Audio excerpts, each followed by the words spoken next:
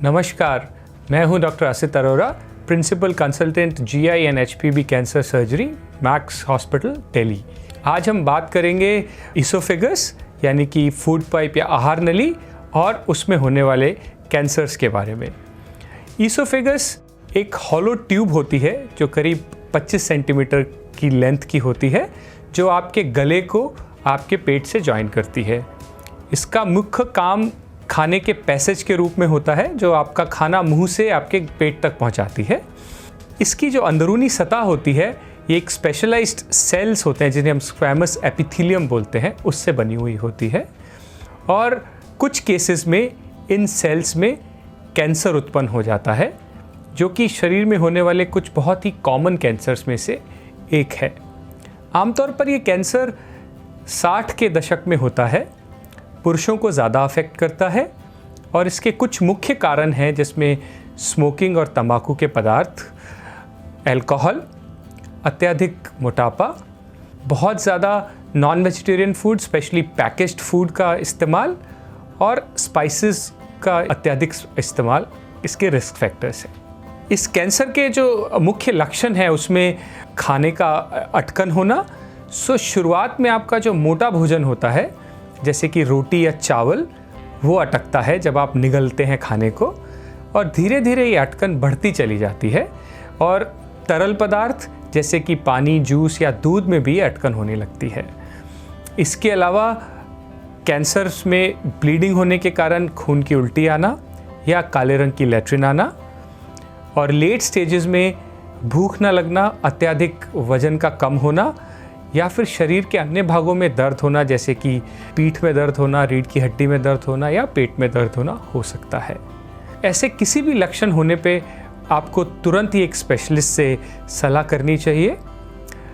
इसके इलाज में जो हम पहली चीज़ करते हैं वो होता है इसका डायग्नोसिस को कंफर्म करना, जो कि एंडोस्कोपी से किया जाता है, जिसमें हम मुंह के द्वारा एक ट्यूब डालते हैं और इसोफेगस की अंदरूनी हिस्से को देखते हैं और ज़रूरत पड़ने पर वहाँ से बायोप्सीज लेते हैं, जिससे कि कैंसर कंफर्म होता है। सेकेंडली, हम इसकी स्टेजिंग करते हैं जो कि पेट स्कैन द्वारा की जाती है। कैंसर का जो ट्रीटमेंट है उसके लिए आमतौर पर हम 3 पद्धतियों का इस्तेमाल करते हैं, जिसमें ऑपरेशन होता है जिसे हम सर्जरी भी बोलते हैं, secondly chemotherapy and thirdly radiation. जब कैंसर बहुत ही शुरुआती स्टेज में होता है, जब वो सिर्फ इसोफेगस की वॉल तक ही सीमित होता है, उस केस में सर्जरी जो है क्यूरेटिव हो सकती है। लेकिन जब कैंसर थोड़े से एडवांस स्टेज में पहुंचता है, जिसमें कि वो इसोफेगस की वॉल से बाहर निकल के आसपास की ग्रंथियों में पहुंचता है, जिसे हम लिम्फ नोड्स बोलते हैं, उस कंडीशन में हम पहले कैंसर को कीमोथेरेपी और रेडिएशन से ट्रीट करते हैं और उसके बाद उसकी सर्जरी की जाती है। और जिन केसेस में ये लास्ट स्टेजेस में हमारे पास आता है, जिसमें कि हम स्टेज 4 कैंसर बोलते हैं, जिसमें शरीर के बाकी हिस्सों में फैल गया है, उस कंडीशन में सिर्फ कीमोथेरेपी द्वारा ही इसका इलाज किया जा सकता है। अनफॉर्चुनेटली हमारे देश में ज़्यादातर केसेस में हम ये एडवांस स्टेजेस में ही कैंसर को देखते हैं, क्योंकि शुरुआती लक्षण इतने कम होते हैं कि लोग आमतौर पर उन्हें इग्नोर करते हैं, और जब तक वो डॉक्टर के पास आते हैं कैंसर बहुत ज़्यादा बढ़ चुका होता है। ऑपरेशन इस कैंसर के इलाज में एक सेंट्रल रोल प्ले करता है, जिसमें हम कैंसर और उसके आसपास के हिस्सों को काट के शरीर से निकालते हैं। आमतौर पे ये ऑपरेशंस चीरे द्वारा किए जाते थे, जिसमें हम पेट पे और चेस्ट में आपके रिब्स के अक्रॉस जाके एक बड़ा चीरा लगाते थे, जिसमें फूड पाइप और स्टमक का कुछ हिस्सा हमें काट के निकालना होता था।